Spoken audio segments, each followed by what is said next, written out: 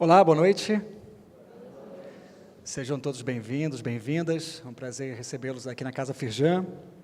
Bem, eu sou o Giovanni Baroni, estou vestindo uma camisa bege clara, um colete azul, uso óculos preto, cabelo preto também. Hoje a gente tem um aquário bem especial, né? Um tema importante, e essa é a 9ª edição. A gente vai falar um pouquinho sobre a série Adolescência, o que a educação midiática revela. Mas antes da gente ir para o nosso debate, apresentar os nossos palestrantes, eu queria, se a técnica puder passar a tela, por favor, também, só para me ajudar aqui que eu estou com coisas. Queria falar um pouquinho do nosso programa, Firjan SESI para Educadores, do qual faço parte. Aqui na casa a gente tem 3 empresas juntas, IEL, Senai e SESI, e esse aquário é realizado pela equipe do SESI. E essa equipe de educadores busca ser um espaço de reflexão e de prática relacionado ao futuro da educação, um espaço de competências inovadoras, em trazer temas ligados também ao nosso portfólio do SESI e Senai, e ser um espaço, mais do que tudo, de compartilhamento de experiência com vocês, educadores e educadoras. Pode passar, por favor? E a gente realiza esses eventos através desses eixos temáticos. Um dos eixos de hoje é esse que vocês estão vendo, transformação digital. Né? Então, sustentabilidade, abordagem STEAM, metodologia ativa, diversidade e os temas transversais. Pode passar, por favor. E no portfólio nós temos, além desse aquário, cursos de formação continuada, encontros de educadores que... Eu vou já deixar um QR Code para vocês se inscreverem, que a inscrição está aberta. O videocast, né, que é o nosso podcast Formação para Educadores. Publicações diversas e também um espaço de formação e aprendizagem criativa e colaborativa. Pode passar, por favor? E aí, falei do podcast. Quem quiser conferir, tem aqui o QR Code. Deixa aí salvo no celular, no Spotify. Já tem 3 episódios lá, o nosso último episódio é sobre Educação Maker, e o próximo episódio do podcast, que vai sair em julho, vai ser sobre a questão dos celulares nas escolas, né? Se é uma proibição ou não, o que significa exatamente essa medida. Então, é muito bacana, já a gente vai divulgar para vocês nas redes. E a seguinte tela, por favor, é o do Encontro de Educadores, que está com inscrição aberta, 11 e 12 de julho. Então, quem quiser se inscrever... Alguém já se inscreveu aqui?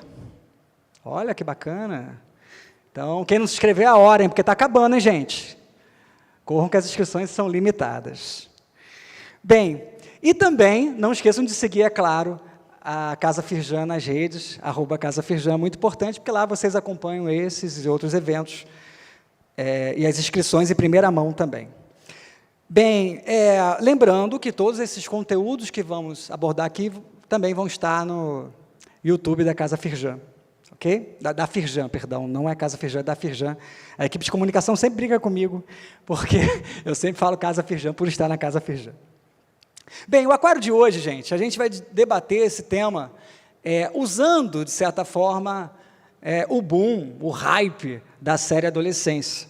Então, a ideia é a gente questionar um pouco e transformar os discursos que vêm sendo ditos por aí e tentar trazer um pouquinho também como a educação midiática conversa, né, com esse tema. Então, sem mais delongas, eu gostaria de apresentar aqui as minhas convidadas de hoje.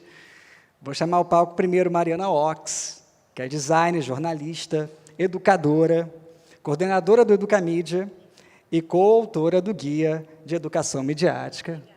Obrigada a você. E também Renata Thomas, por favor, que é jornalista, doutora em Comunicação e Cultura da UFRJ, professora da FGV e autora de livros sobre mídia, juventude e infância. Muito obrigado. Bem, eu gostaria que elas se apresentassem um pouquinho, fizesse a sua autodescrição e contasse um pouquinho delas, bem brevemente, antes da gente ir para aquele momento de sensibilização. Obrigada, Giovânia. É um prazer enorme estar aqui. Eu que Sempre agradeço. uma alegria participar de qualquer iniciativa formativa desse espaço que é muito especial e estar sempre com o dedinho lá nos temas mais contemporâneos. Eu sou a Mariana, sou designer e jornalista de formação. Trabalhei muitos anos em redações como diretora de arte de revistas e jornais. E depois, um pouco por acaso, fui parar na educação. Primeiro como coordenadora de tecnologia numa escola de educação básica aqui no Rio, eu sou carioca. E depois fazendo transformação digital de escolas por aí. Depois eu fui parar em São Paulo para lançar esse programa do qual eu me orgulho imensamente, que é o Educamídia, do Instituto Palavra Aberta, que se dedica a divulgar a educação midiática para toda a sociedade, apoiar os formuladores de políticas públicas, formar os professores e disseminar recursos para que a educação midiática chegue a todos os públicos dentro e fora da educação formal. Maravilha. E desculpa, sou também pesquisadora, eu esqueço, né? Sou mestranda da USP, onde eu estudo letramento algorítmico na educação básica. Incrível, um prazer estar aqui com você, Mariana, com você, Giovânia. Prazer todo meu. Com todo mundo. Obrigada pelo convite. Eu sou Renata Tomás, eu sou uma mulher negra, eu uso óculos, tenho cabelo curto, crespo, estou vestindo uma calça e uma blusa azul marinho e um blazer um pouco riscado, de tom marrom.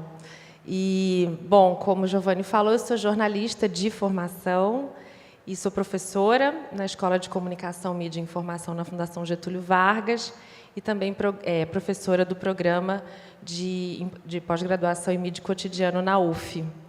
Eu me aproximo dessa temática cotidianamente, não só porque eu sou professora, temática, né, da educação midiática, mas porque tenho por princípio, por valor, pensar em formar profissionais da comunicação que considerem a responsabilidade dos meios de comunicação e que tornem essa prática, esse ofício, que é o ofício da comunicação, e mais especificamente digital, que é o curso que eu coordeno, uma forma, né, de apreender o mundo de uma maneira mais justa, de uma maneira mais ética. Então, sou bastante atraída por essa discussão e agradeço o convite mais uma vez. Prazer todo nosso, imagina. Antes da gente começar aqui a apresentação delas, depois uma conversa, a gente preparou um trechinho, na verdade, o trailer da série Adolescência, para quem não viu, e para quem viu, já vai relembrando, né? Por favor. Todo mundo pro chão, pro chão! O que é isso? O que vocês estão procurando? Estão cometendo um grande erro. Isso é um menino, é uma criança. Eu não fiz nada, pai! Ele é um bom menino. Jamie, eu quero que escute com atenção. Gente, pelo amor de Deus, o que está acontecendo? Vou começar te perguntando. Conhece uma menina chamada Kate Leonard? Sim. Diria que são amigos, então.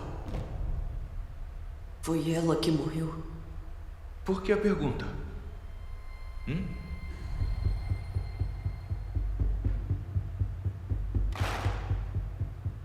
Será que tudo bem se a gente falar disso? Eu não fiz nada, eu não... Você é um bom pai, um ótimo pai. Ele não foi declarado culpado, ele foi acusado.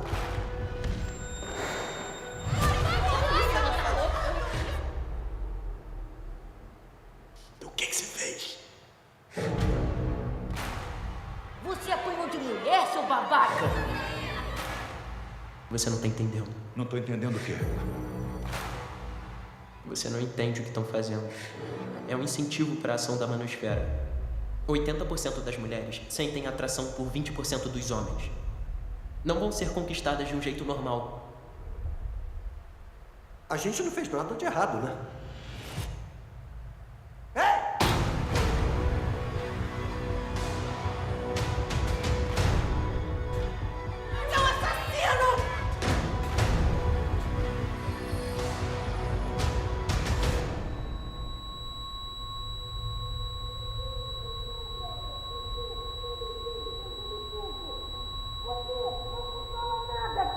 Olha pra mim! É uma loucura, né? O que o teu cérebro manda você fazer quando é moleque.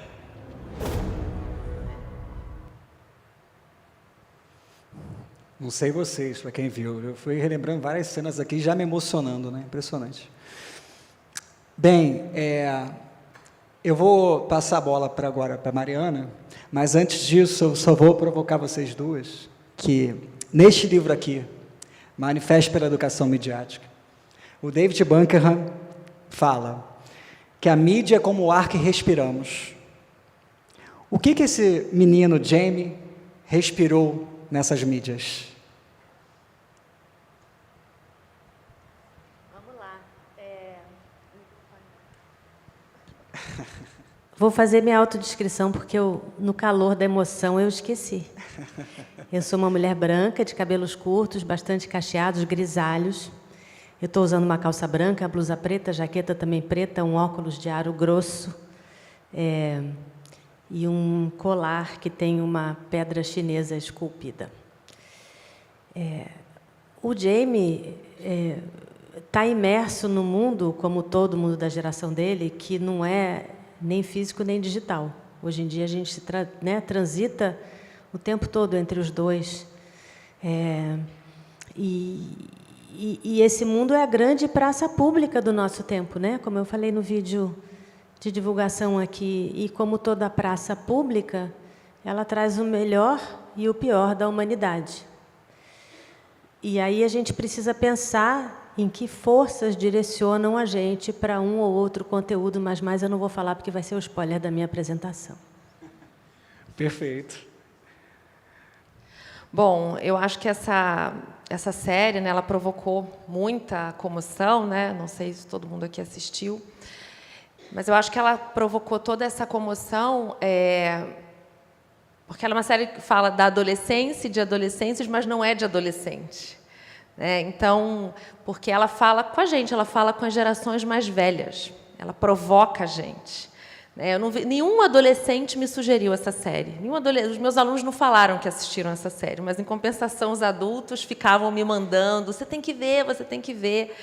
Então, sobre o que fala, o que essa geração está respirando. Eu diria que, dentre muitas coisas, essa série fala da multiplicidade de interlocuções. Aquela antiga história, não fale com estranhos, ela é completamente inexequível no mundo da internet. Estamos num outro momento. Então, o que ele fez? Ele falou com muitas pessoas. O que fazemos na internet? Falamos com uma multiplicidade incrível de pessoas. E também na minha fala mais à frente, eu vou trazer essa questão, da linguagem que a gente desenvolve quando está ali. Perfeito. Agora eu passo a palavra para a Mariana para ela começar a apresentação. Cabe lembrar que Renata e eu somos mães de adolescentes, né? Então, a gente está conectado com esse tema aí em muitos níveis.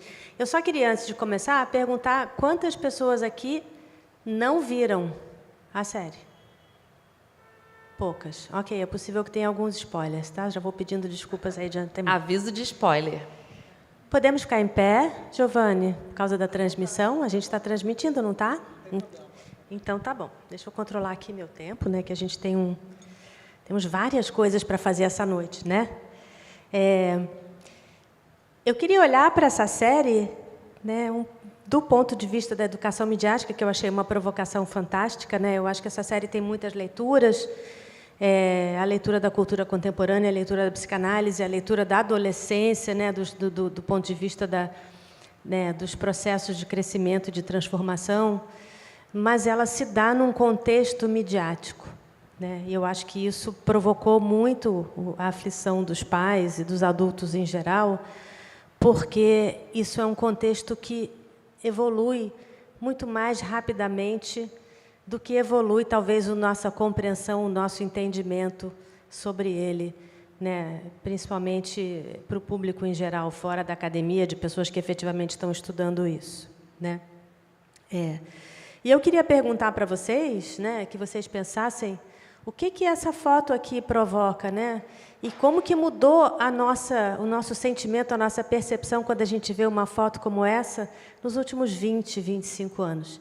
Esse termo, né, Information Superhighway, era quando a gente tinha, que aliás é um termo que foi muito resgatado pelo Al Gore, quando ele era senador ainda, né, era um termo que cientistas da computação tinham usado nos anos 70, mas nos anos 90 ele começou a bater muito nessa tecla de que a gente tinha que cuidar dessa infraestrutura porque era uma coisa maravilhosa que ia fazer a informação chegar em todos os lugares, a todo mundo, ia democratizar o acesso à informação.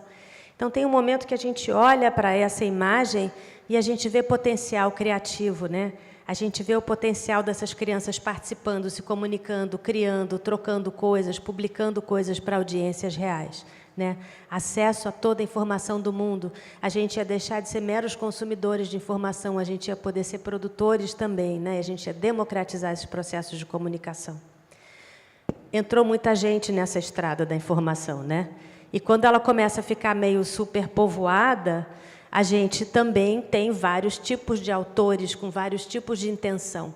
Essa pulverização da autoria, ela traz um colapso do que a gente considera, né, a Letícia Cesarino fala muito de sistemas peritos, né? Quem tem a autoridade do conhecimento, quando todo mundo pode publicar qualquer coisa?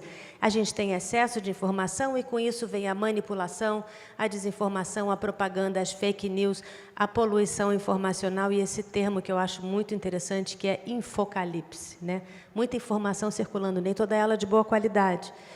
E aí a gente continua evoluindo nessa linha do tempo e a gente tem, de repente, a entrada de novos atores não humanos nesse processo, né? À medida em que a gente intensifica esse processo de plataformização, as nossas interações acontecem quase todas dentro de ambientes fechados, que são de algumas poucas empresas, né? Regido, seu funcionamento, os fluxos informacionais são regidos por algoritmos que estão a serviço dos interesses comerciais dessas empresas. Isso tem algumas implicações, né? Elas capturam os nossos dados, capturam o nosso comportamento, com uma intenção muito clara de nos manter mais engajados, mais tempo ali dentro, ainda que isso signifique nos servir conteúdos ou nos direcionar para ambientes que não sejam saudáveis ou não tenham o nosso bem como objetivo final, né? Então, a gente começa a ter o nosso comportamento muito dirigido nesses ambientes fechados por esses interesses. Então, hoje em dia, quando a gente olha para essa foto das crianças aí nas telas, a gente tem medo, a gente tem pânico. O que era possibilidade, hoje virou ameaça, né? E o que acontece com o Jamie, né? O Jamie está nesse contexto que eu vejo como uma tempestade perfeita. Primeiro, a vulnerabilidade das transições e das mudanças da adolescência, né? Ele está saindo da esfera de influência dos pais, está indo para a esfera da influência dos amigos, né? Ele tem questões de autoimagem, ele tem questões de entrada, né, num período de sexualidade ativa, ele tem várias questões que são próprias da adolescência. Ele vive num ambiente que eu digo que é meio desestruturado, porque a gente não pode esquecer que tem um contexto. Aquela família parece uma família super funcional, amorosa, claro que é, mas o pai está sempre no trabalho, né? Ele é muito ausente. A gente está falando de precarização do trabalho, a gente está falando de crise da economia, a gente está falando de falta de perspectiva de futuro, de crise ambiental, de ambientes urbanos que são violentos, né? E pós-pandemia, quando as crianças foram muito para as telas. Então, a gente tem um ambiente ali muito desestruturado e também essas lógicas algorítmicas de engajamento, né? Então, o que está acontecendo com o Jamie? O que ele está vendo, né? Nesse ambiente no qual ele está nadando, nós todos estamos nadando.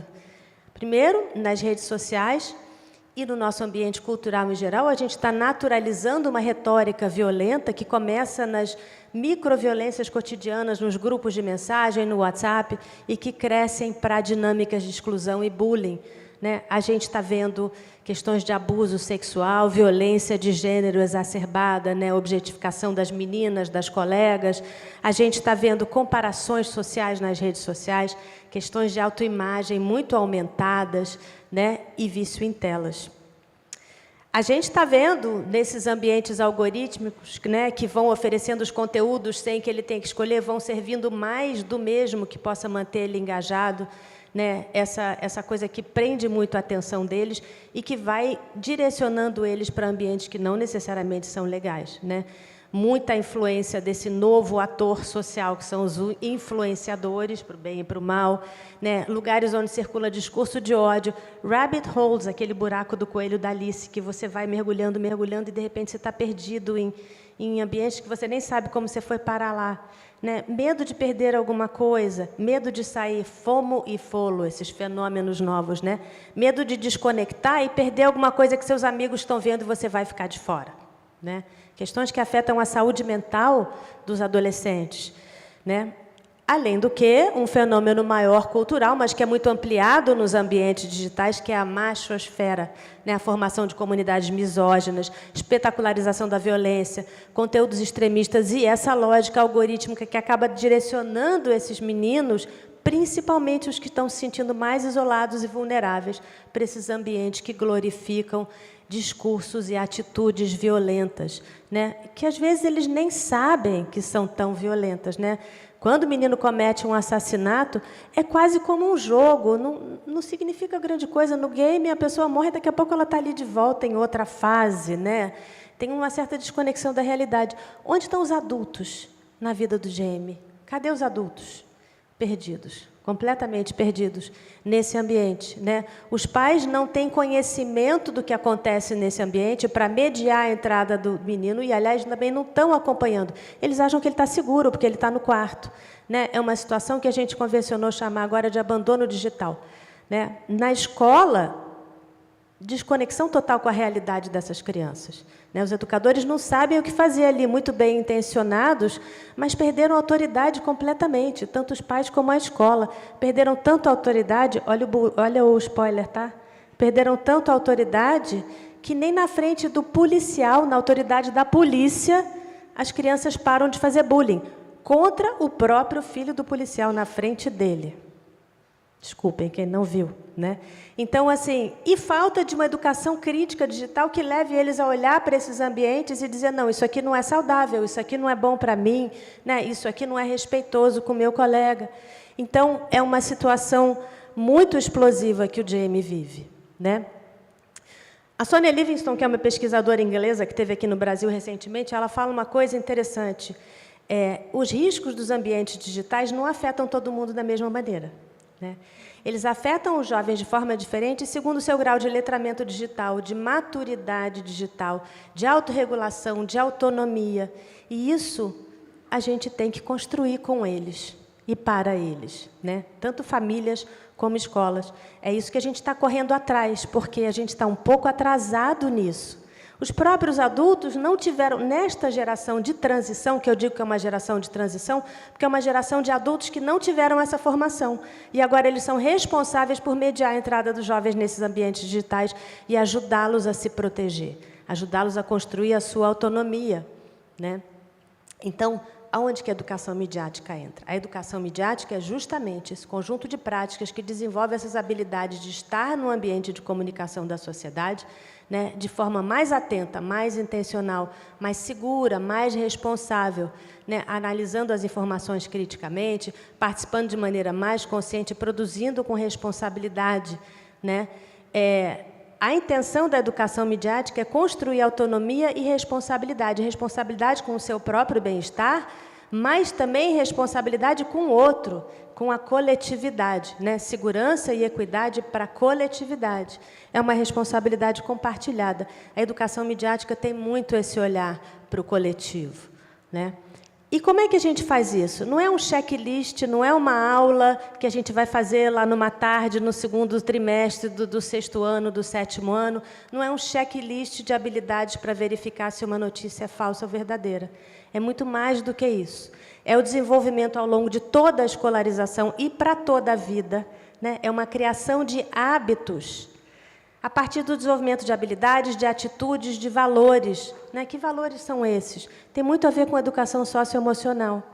Confiança para acessar informações, para identificar as dinâmicas sociais que estão por trás, né? E tecnológicas também. Segurança para cuidar dos seus dados, da sua privacidade e não ser direcionado para ambientes onde você vai se expor a riscos. Equilíbrio para praticar a autorregulação, cuidar da sua própria saúde mental. E uma ética para ocupar esses espaços protegendo os direitos individuais e coletivos, né? É por isso que a educação midiática está intrinsecamente ligada à inteligência socioemocional, né? O que a gente tem que construir é uma cultura de cuidado, consigo e com o outro, né? A educação midiática está muito ligada a questões de direitos, de convivências. Quando a gente aprende, por exemplo, a identificar questões de representação, discursos preconceituosos, discursos violentos ou invisibilização de determinados grupos. Quando a gente entende como que a desinformação está manipulando a gente, mobilizando as nossas emoções para nos convencer de alguma coisa, para vender, empurrar algum produto ou alguma ideia, né? Para que a gente possa fazer escolhas, né, bem fundamentadas e acessar o nosso direito à informação, porque é um direito, a gente precisa entender esses mecanismos da desinformação, né? E a gente observa o papel das tecnologias na construção de visões de mundo. Ops, terminando. Na frente dos relacionamentos também é muito importante a educação midiática, né? Porque a gente percebe justamente como que as violências como o bullying, as exclusões, elas não aparecem no vácuo. Elas nascem de quando a gente permite as microviolências cotidianas, esse entra e sai dos grupos de WhatsApp, essa distribuição de ofensas, né? A gente precisa ter um olhar preventivo para isso, construir um ambiente de convivência e de cuidado como prática nos ambientes escolares, né? E a gente precisa desenvolver neles o autocuidado e a resiliência. Não adianta a gente dizer, não vai usar celular agora, está proibido, e quando você tiver 16 anos, você vai usar. E aos 16, que eles já não nos escutam mais, a gente vai colocar um jovem virgem, né, completamente vulnerável no mundo que é digital e não vai deixar de ser, né? E no campo da participação, a gente precisa mostrar para eles como que a gente mobiliza esses conhecimentos para estar nesse ambiente de uma forma fortalecedora, para atuar em prol das nossas comunidades, para atuar em prol de transformações que vão construir uma sociedade melhor para todo mundo, né? Entendendo a nossa responsabilidade para o bem-estar coletivo. O que a gente precisa lembrar é que o mundo digital está posto, né? Ele existe. Hoje em dia, a gente não tem mais uma vida dentro do digital e uma vida fora do digital. A vida desses jovens, diferente da nossa, ela é fluida. Esses ambientes são importantes para eles. Quando eles estão lá, eles estão também desenvolvendo a sociabilidade, estão socializando, estão aprendendo, senso crítico, estão construindo coisas, estão exercendo a sua criatividade, seu direito de participar. A gente não pode cuidar de um direito deles, por exemplo, a segurança no bem-estar no ambiente digital, ou o direito de estar ali sem alguém estar empurrando algum produto, ou mercantilizando a sua presença, roubando deles outro direito de participar, né, de se expressar, de criar. Então, a gente tem que deixar que eles estejam nesse ambiente, mas construir uma presença segura, uma presença responsável e fortalecedora. Porque dominar essas linguagens e ocupar esses territórios digitais hoje em dia nós vivemos, né, ao mesmo tempo um dever que a gente tem, uma necessidade que a gente tem de construir, mas é também um direito. E a gente não pode tirar esse direito deles. Então, a gente tem que estar atento, a gente tem que estar junto, a gente tem que conversar e a gente tem que mediar, sem demonizar, sem brigar, sem proibir, mas participar do que eles estão fazendo e acolher as suas necessidades e as suas inquietações. Deixo aqui umas recomendações, depois eu posso passar isso para vocês. No Educamídia, a gente tem um monte de materiais para famílias, é tudo aberto, gratuito. A gente tem o Guia de Telas do Governo, que é maravilhoso. A gente tem vários livros que ajudam a gente a conversar com os adolescentes, entender como é estar junto, participar, mediar e acompanhar essa entrada deles no mundo digital. É isso. Esse QR Code também é um conjunto de materiais, se vocês quiserem se aprofundar um pouquinho mais. Obrigada, gente.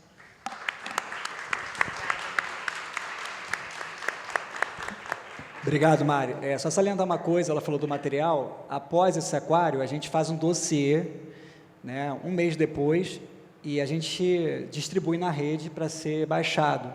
Então, vocês vão ter acesso a esse conteúdo e um compilado também do que foi dito aqui. Certo? Agora, vamos ouvir a Renata, por favor.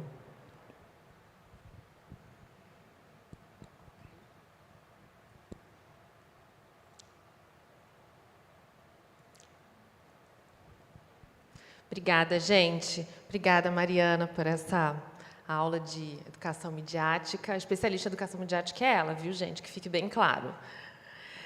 Bom, gente, já vou economizar, aí tá a minha apresentação, já me apresentei, já nos apresentamos, vocês já me conhecem. Eu queria, então, começar falando de um... Na verdade, eu queria começar marcando meu horário. Peraí.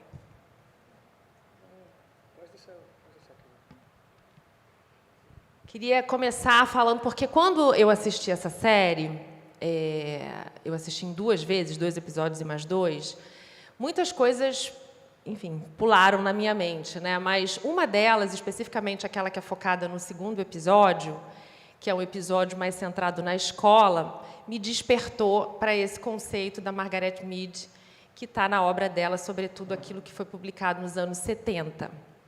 Ela morreu, se eu não me engano, em 78, uma antropóloga, que, olhando para as comunidades, né, tentando entender como é que a cultura é transmitida, como é que a cultura é passada de uma geração para outra, ela identificou pelo menos 3 movimentos. Um movimento que ela via que era mais comum, que era baseado, ou um movimento orientado pelo passado, que seria das culturas pós-figurativas.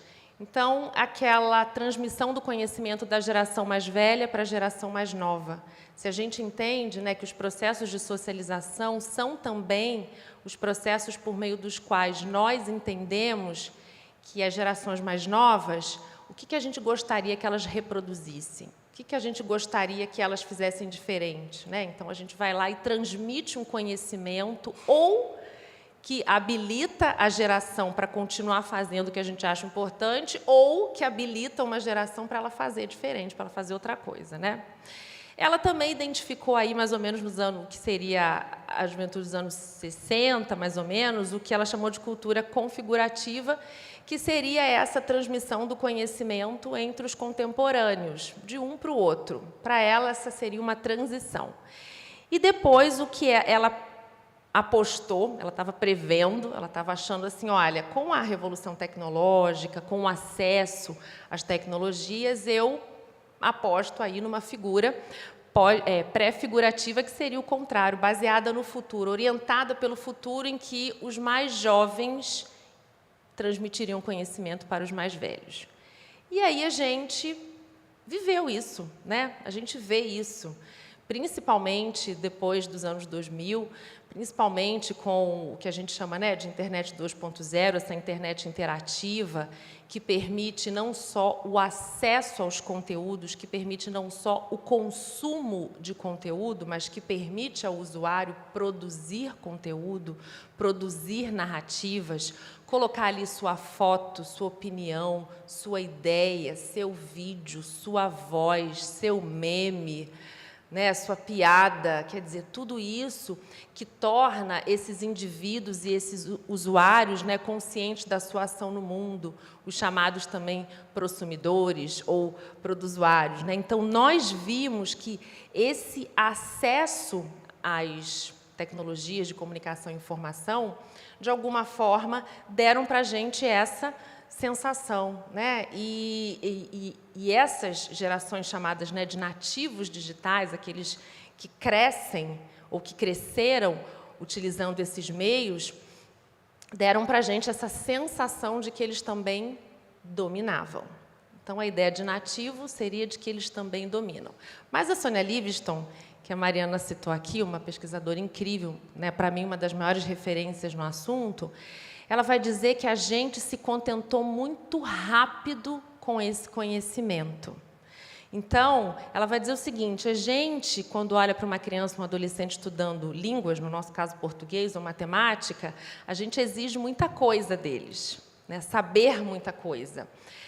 Entregar muita coisa, ter notas boas, dominar aquele conhecimento, saber interpretar o texto, mas que quando a gente olha para essas mesmas crianças e adolescentes na internet, a gente se contenta muito pouco com a habilidade deles de configurar um e-mail, de fazer uma graça para o avô e para a avó, de postar um vídeo, de fazer uma dancinha, de ter um monte de like. Olha quantas pessoas assistiram um vídeo, né, do meu filho, da minha filha. Então, ela diz que a gente se contentou muito rápido com o que eles aprenderam. aprenderam.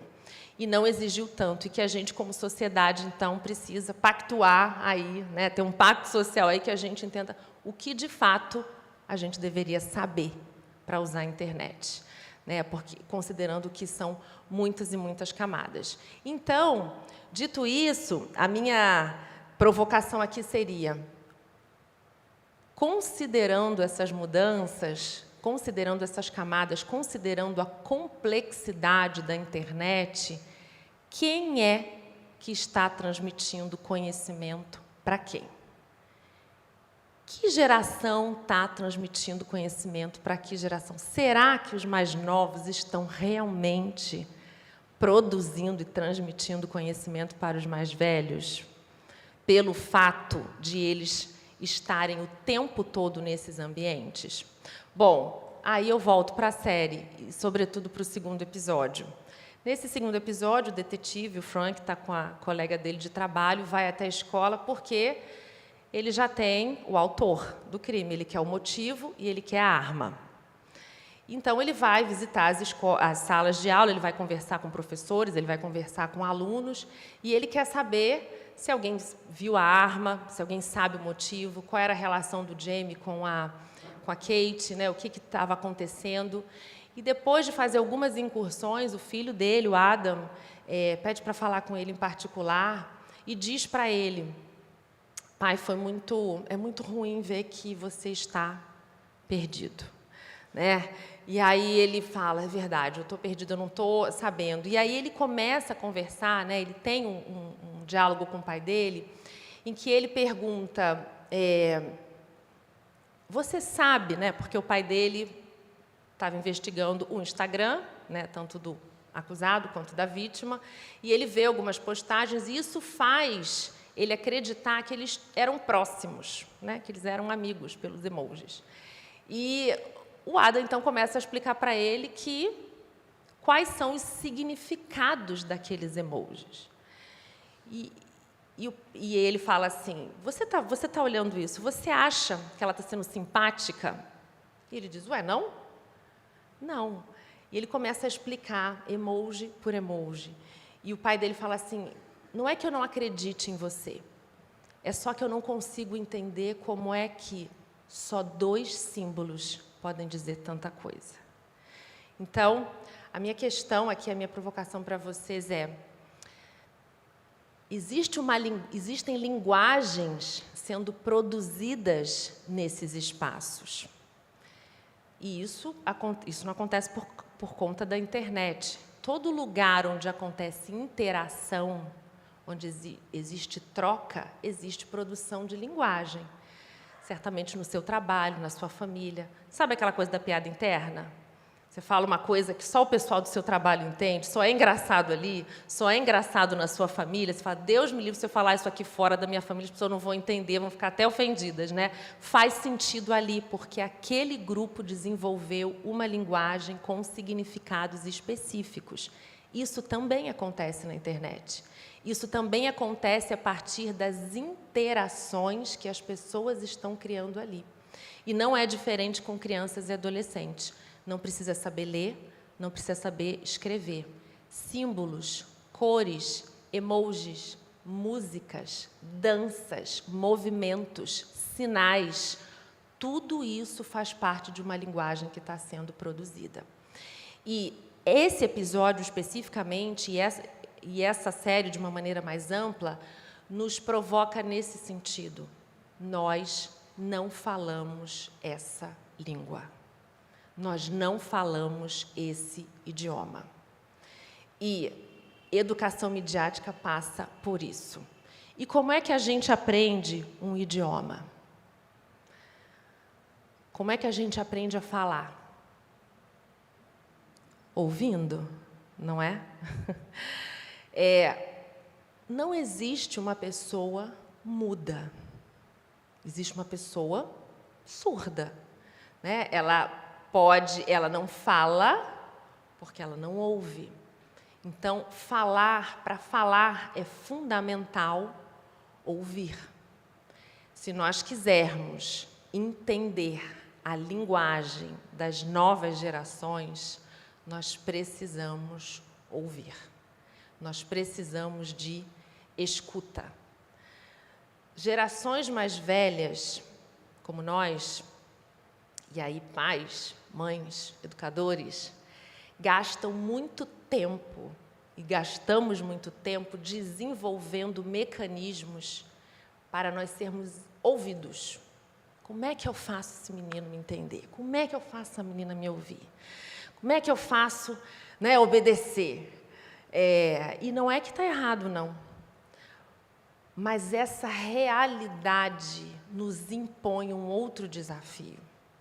Se nós não ouvirmos, e ao ouvirmos, aprendermos essa linguagem, esse idioma, o que falarmos não vai ser entendido, não vai ser compreendido. Então, há um grande desafio aqui, e o Frank, que é o detetive, né? Ele é, então, chamado pelo filho dele para essa conversa. Para quê? Para ouvir. E tem uma hora que o Frank fala assim para o filho dele, filho, você sabe que eu não posso dizer o que ele fez, não é? E o menino diz, pai, todo mundo sabe o que ele fez. E aí, eu queria encerrar falando, destacando esse ponto. Não é que o menino sabe mais que o pai dele. É só que ele soube primeiro. Ele soube antes. Não é que as gerações mais jovens sabem mais do que nós sabemos. Elas veem antes de nós. Elas só enxergam antes de nós. Elas só chegaram antes da gente, mas não significam que elas sabem mais. E por que eu estou falando isso? Para a gente não se sentir atrasado? Não. Porque a gente é atrasado, a gente vai chegar depois, decididamente. Eu estou dizendo isso para que a gente não perca de vista a nossa responsabilidade de continuar produzindo conhecimento sobre o mundo, sobre a nossa sociedade, sobre as nossas relações, e dizer que essas gerações mais jovens continuam precisando que a gente produza explicações sobre o mundo. A gente pode chegar depois, ok? Isso vai acontecer. Nós vamos chegar com atraso. E quando a gente chegar, a gente não deve deixar a explicação na mão deles. O que a gente precisa fazer é perguntar para eles: o que você está vendo? O que você viu? O que você está olhando? O que você está enxergando? E, mediante essa escuta, usar esse repertório para a gente também produzir explicações sobre o mundo. Porque a gente está lidando com uma geração que está muito representada ali no Adam. Quando o pai dele começa a fazer um monte de pergunta para ele, então, isso era um bullying, então ela fazia bullying. E ele vira para o pai e diz: pai, eu não sei, eu não conheço eles. Eles estão 2 séries atrás de mim, eu não sei. Eu só estou te dizendo o que eu estou vendo no Instagram. Então, a gente realmente precisa saber o que eles estão vendo, o que eles estão escutando. E a gente vai saber, não é falando, a gente vai saber, ouvindo, abrindo espaços de escuta. E onde eles estão? Como abrimos espaços de escuta? Como aproveitamos o nosso dia a dia? Como aproveitamos as nossas relações? Eu vou sugerir alguns materiais, como Mariana fez, para vocês. Bom, depois você vai disponibilizar, né? Mas tem esse filme, que na verdade é um livro, Beautiful Boy.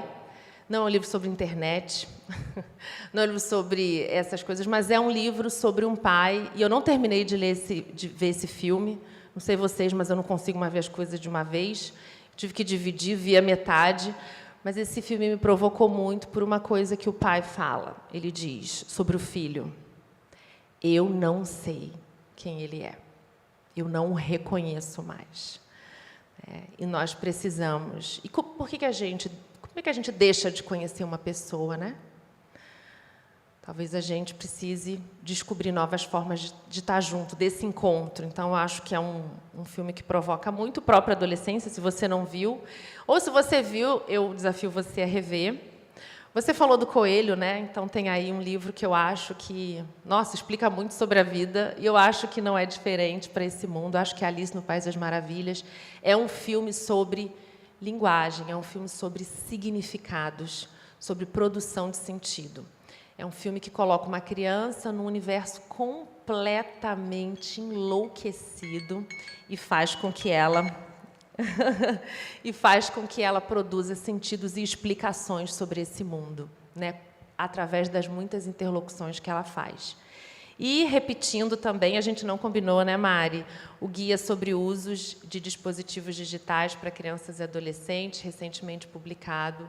Eu super indico para pais, mães, avós, tios, professores, todo mundo, que é um material incrível. E fico à disposição de vocês. Muito obrigada.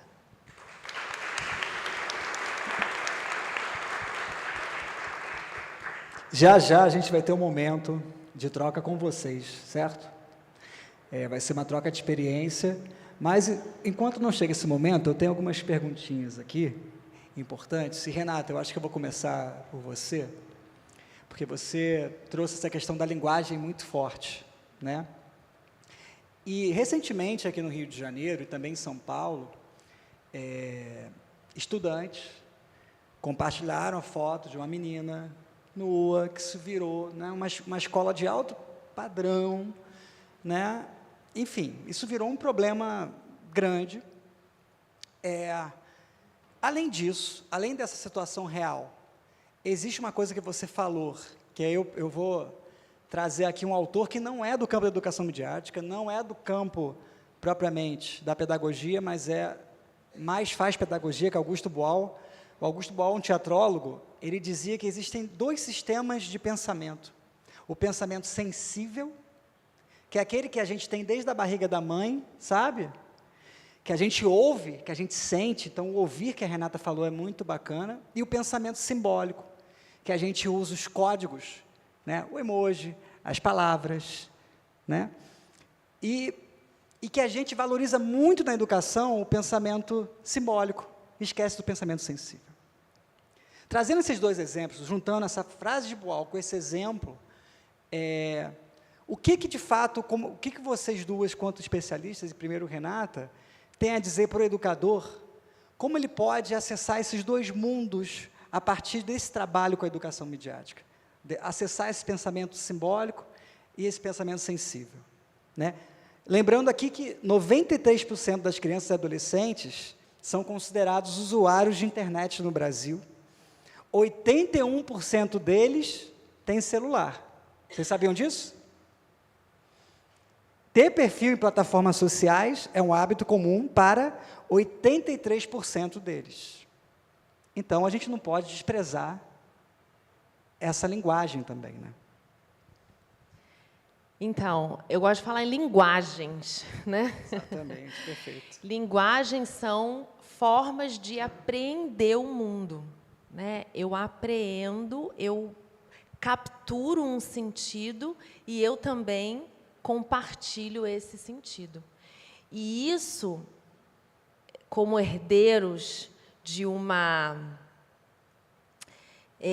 como herdeiros do romantismo, né, e do modernismo, isso ficou muito, mais do modernismo, né, isso ficou muito detido na nossa linguagem verbal, isso ficou muito detido na razão, na explicação verbal do mundo. E a gente acabou desprezando ou negligenciando, talvez seja a melhor palavra, essas outras formas de apreensão, de explicação, né, que passam pelo nosso corpo, né? Como é que a gente não reconhece o nosso corpo, né? Como é que a gente precisa ir realmente ao médico para poder dizer o que está sentindo? Às vezes a gente não sabe, né? A gente não sabe dos nossos movimentos, das nossas sensações.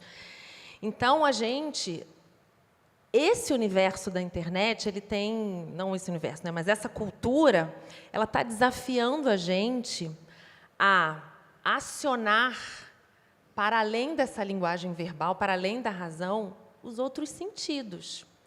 porque a gente apreende o mundo também pelas sensações, pelas emoções, e a gente também produz entendimento. Se a gente, e a gente é diferente, que bom que a gente é diferente, a gente apreende o mundo de formas diferentes, e a gente, então, explica ele de formas diferentes. Se a gente limita essa apreensão e essa expressão só à linguagem verbal, a gente acaba impedindo que outras pessoas que sabem se expressar de outras formas participem, dessa compreensão do mundo. Então, eu acho que não só para o educador, mas talvez principalmente porque o educador fica com crianças e adolescentes muito mais tempo, ali direto do que qualquer um, é muito importante criar diferentes formas de expressão. Então, eu não sou educadora de formação, eu sou jornalista. Eu sou uma pessoa do campo da comunicação. Esse é o meu ofício, esse é o meu campo de conhecimento. Mas eu tenho a prática docente. Eu lido com alunos de primeiro período, todo ano. Também de pós-graduação, mas também de primeiro período. O que eu tento priorizar na sala de aula? Atividades que vão contemplar diferentes formas de expressão. É uma loucura, porque eu arranjo 1000 coisas para poder corrigir. Mas, na minha sala de aula, as pessoas escrevem, as pessoas falam. Eu falei, eu queria que elas cantassem, então não arranjei ninguém que queira cantar. Mas elas performam, elas criam Canva, gravam vídeo, e fazem prova, porque tem uns que gostam de fazer prova. Então, eu tento, de uma forma múltipla, contemplar as diferentes formas de expressão. Então, eu penso que a gente tem que criar diferentes formas de se autoexpressar para que eles possam conseguir ler o mundo. Tem gente que vai ler o mundo assim, gente, pelos sons. Tem gente que vai ler o mundo no tato, e assim explicar esse mundo. Mário, gostaria de complementar essa pergunta? Sim, você falou em conhecimento sensível e... Conhecimento simbólico. Simbólico, sim. Mas antes de falar do simbólico e do sensível, eu só queria comentar uma coisa que você falou sobre escutar. Eu estou lendo um dos livros que eu indiquei, foi de um pediatra americano, o Dr. Michael Rich, e ele é especializado em mídias e bem-estar digital e na construção dessa autonomia dos jovens e na orientação aos pais. É um livro muito interessante. Ele tem uma prática de mais de 30 anos de lidar com crianças e adolescentes. E ele trabalha num hospital que é uma grande referência nisso, que é o Hospital Infantil de Boston. E ele fala que, em vez de brigar, em vez de proibir, em vez de chegar para os jovens e dizer isso que você consome o tempo todo é uma porcaria, por que você está vendo essa porcaria? O primeiro ato deve ser a gente aprender com eles. Chegar junto e dizer, me mostra aí o que você está vendo. O que você acha legal nisso? O que é interessante nisso? É claro que a gente não vai fazer isso com um adolescente de 16 anos, que já se fechou no mundo dele, que tem uma relação separada com seus pares. Se a gente deixar para fazer isso aos 16 anos, a gente já perdeu essa janela. A gente começa isso quando eles são pequenos. A gente mostra para eles que a gente está interessado e que a gente está disponível, porque, forçosamente, eles vão encontrar, naquele ambiente, algumas coisas que não são legais, algumas coisas que podem despertar angústia, que podem despertar medo, que eles podem ficar inseguros. Será que isso aqui é bacana? Será que isso aqui não é bacana? E a gente tem que estar disponível para dizer, você pode vir conversar comigo. Eu não vou te cercear, eu não vou te criticar, eu estou aqui para a gente aprender junto. E eu assisti outro dia a palestra de um psicanalista também, falando da série Adolescência, que ele falou isso, a gente chega muito assustado para eles. E, assustado, a gente vem com violência, porque a gente está com medo. E essa não é uma posição legal. Ele falou, sabe qual é uma posição legal? A do Sancho Panza, junto com o Dom Quixote. O Sancho Panza caminha ao lado, e ele não tenta cercear as loucuras que o Dom Quixote vai fazendo pelo caminho. Ele só tenta protegê-lo. Ele vai dizer, tudo bem, moinhos, mas olha só, toma cuidado aqui, deixa eu andar do seu lado. Literalmente, ele anda do lado, no chão. E eu achei essa imagem super bonita. Então, voltando para o conhecimento sensível e o simbólico, a educação midiática trata o tempo todo de descascar as camadas, né? É sobre fazer perguntas, é sobre olhar para os conteúdos e também para os ambientes e também para as tecnologias e as formas de funcionamento das tecnologias e se perguntar, ok, isso é bacana, isso é sedutor, isso é interessante, vamos acolher esse encantamento, principalmente em relação às novas tecnologias. As pessoas têm muito medo de inteligência artificial, por exemplo, né? Não vamos deixar entrar na escola porque eles vão emburrecer, mas a inteligência artificial está aí, né? A gente tem que abraçar esse encantamento, mas a gente tem que se perguntar o tempo todo e perguntar para eles o que eu não estou vendo, né? Que consequências não intencionais isso pode ter, né? Isso pode prejudicar alguém? Alguém pode ser prejudicado por esse comentário, essa mensagem, essa forma de representar alguém, né? A gente fala muito, por exemplo, de representação, de imagens, de coisas que são muito naturalizadas. Essa família, e não precisa ser nos ambientes digitais, né? Essa família que está na embalagem do cereal, que a criança está consumindo, você pode conversar com ela e dizer, essa família é igual à sua? Essa família é igual a todas as famílias? Tem outros tipos de famílias? Esse brinquedo, essa cozinha que a gente comprou para você brincar, de plástico horroroso, que vai ficar poluindo o meio ambiente lá pelos próximos 500 anos, depois que quebrar na segunda semana? Enfim, desculpa. Isso é uma causa paralela. Essa cozinha cor-de-rosa, por que ela é cor-de-rosa? Será que só meninas podem cozinhar? A gente está simbolizando alguma coisa, a gente está sinalizando alguma coisa, né?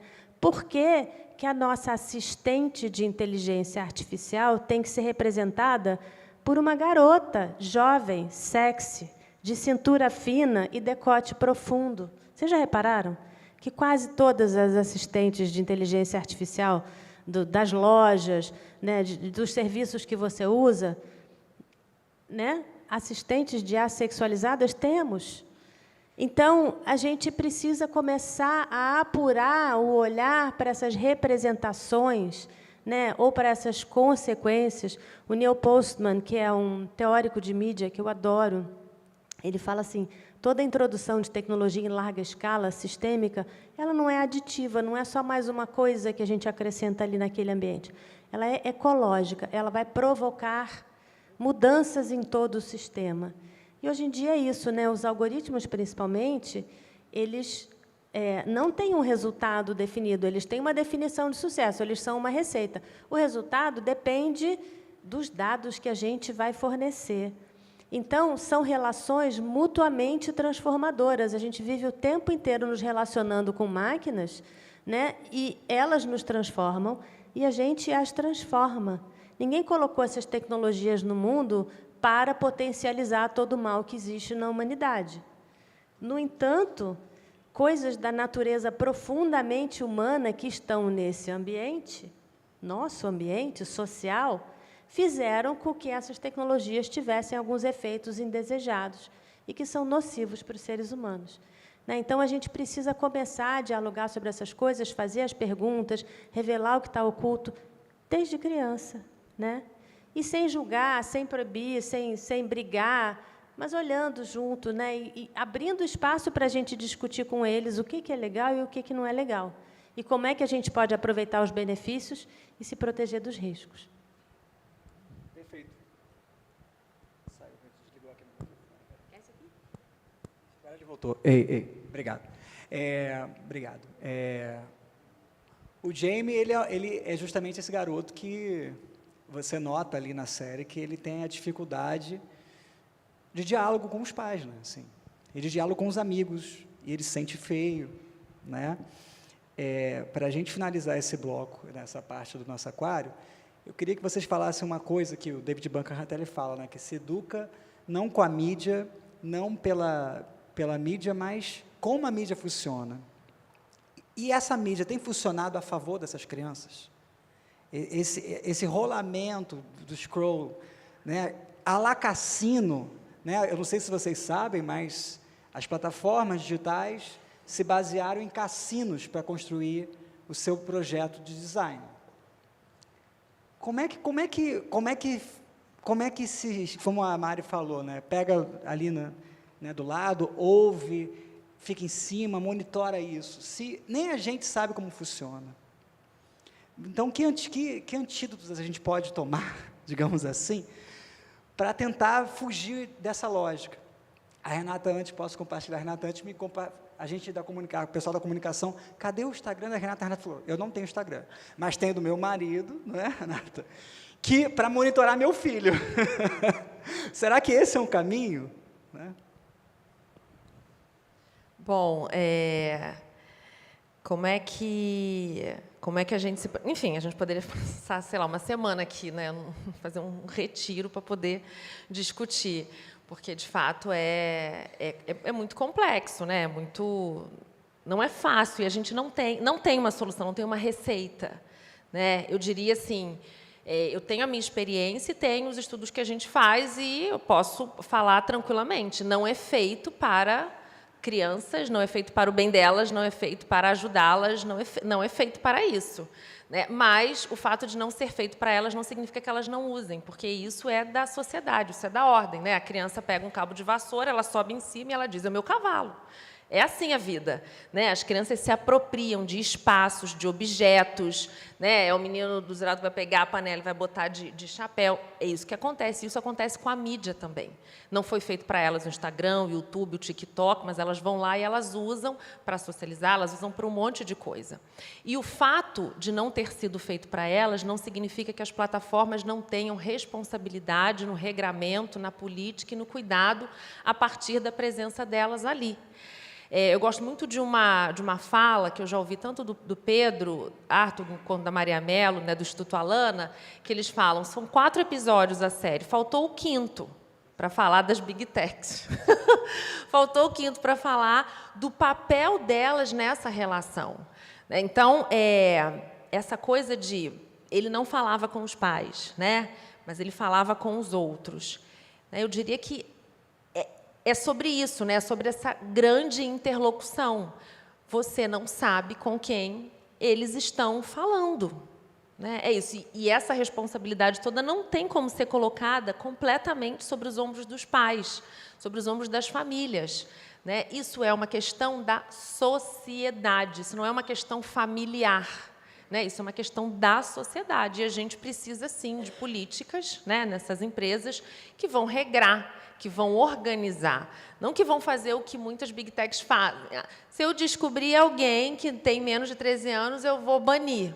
Ah, gente, não é porque ela vai consumir por outros perfis, então não é esse, né? O caminho não é o banimento, é o regramento, é a organização, é a política, né? é a supervisão, não só da família, mas desses espaços também. Eu acho que um papel nosso é o quê? Cobrar isso. Né? Cobrar esse tipo de postura, cobrar esse tipo de posição, cobrar essas políticas, para além, obviamente, da nossa tarefa de escuta. A Mariana deu um exemplo maravilhoso desse médico, mas eu tenho essa vivência, eu tive uma experiência dessa com o meu filho. Eu ficava dizendo isso para ele de um canal que ele gostava de assistir, que eu acho ridículo. E aí eu ficava, isso é muito ruim, isso é horrível. Nossa, mas isso é muito bobo. E um dia ele virou para mim e falou assim, mãe, você não devia falar assim, eu fico tão chateado que você fala assim, eu não falo assim das suas coisas. Por quê?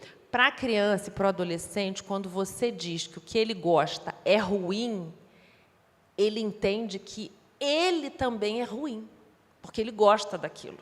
Então, quando você critica muito uma coisa que ele gosta, o amigo que ele gosta, o time que ele gosta, a comida que ele gosta, ele entende, às vezes, que é com ele. E aí eu percebi que ele se sentia ofendido. E eu falei, ok, eu vou mudar a minha fala, não vou falar que é horrível, né? Eu vou perguntar por que ele gosta. E ele começou a dizer, porque me faz rir. Eu descobri, então, que meu filho gosta de quê, gente? Gosta de divertir. Ele gosta de rir. E eu preciso oferecer o quê? Alternativas para ele fazer o quê? Rir. Né? Então, às vezes, é uma escuta mais simples, né? Mas, de fato, mais qualificada do que realmente eles estão procurando.